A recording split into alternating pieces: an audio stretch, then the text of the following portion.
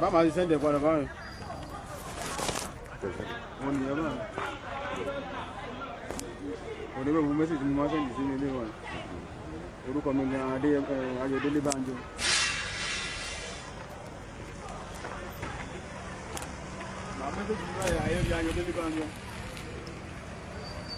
Flyover au garage, Okefia Leleu.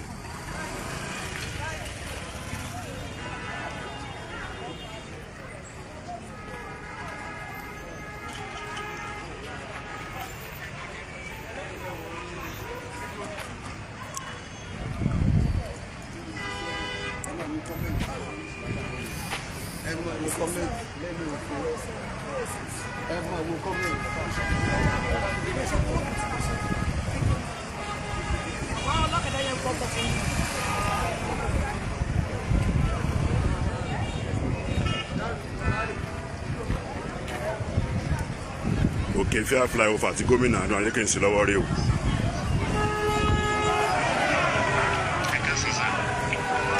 Iṣẹ́ gómìnà Adeleke ní flyover irú ẹ̀ kò sí ìṣúná ìpínlẹ̀ Ọ̀ṣun àkọ́kọ́ rẹ̀ ni.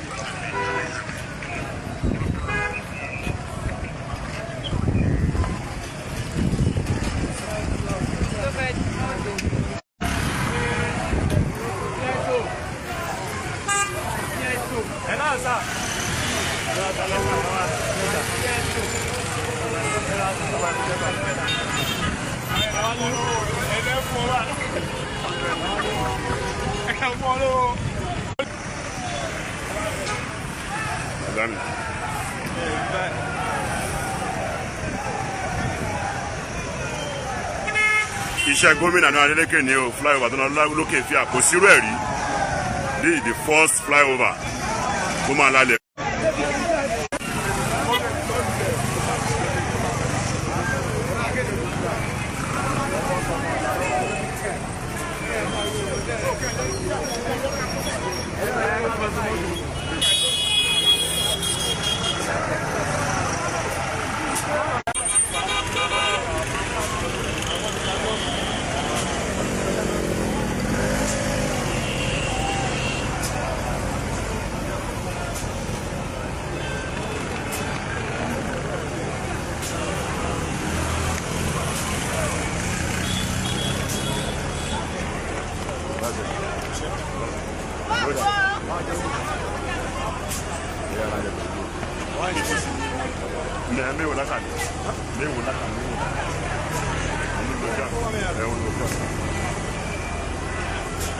Flyover tí gómìnà Adeleke ń ṣe lọ́wọ́ ní ìlú Osogbo àkọ́kọ́ rú ẹ̀ nílùú Osogbo rèé.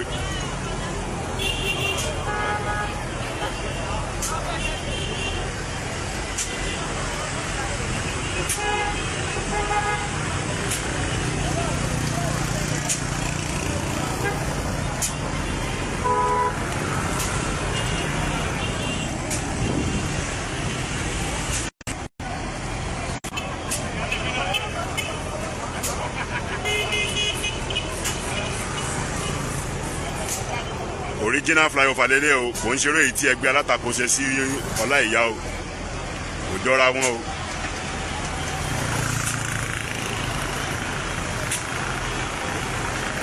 Ten long span lélẹ̀ o 10 span.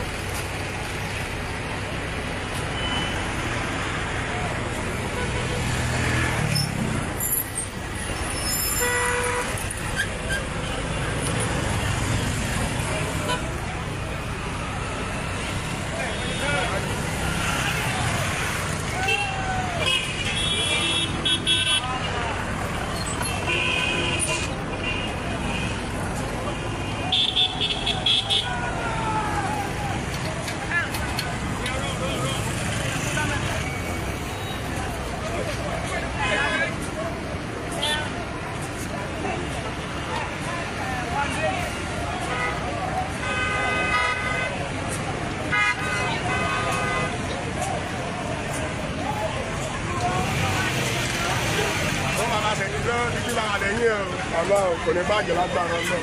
Ẹ ṣé. Ọ̀rọ̀ àánú gbà àwọn ọmọ ẹ̀ ló kébi ara ẹ̀.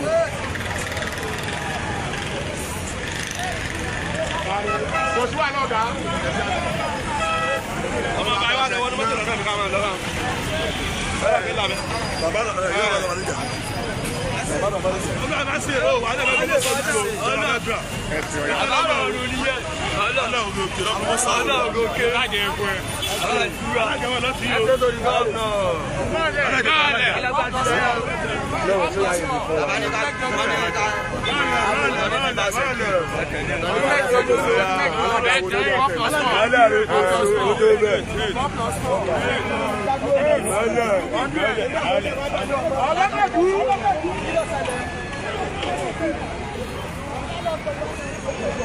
Ẹ ṣe bàbá.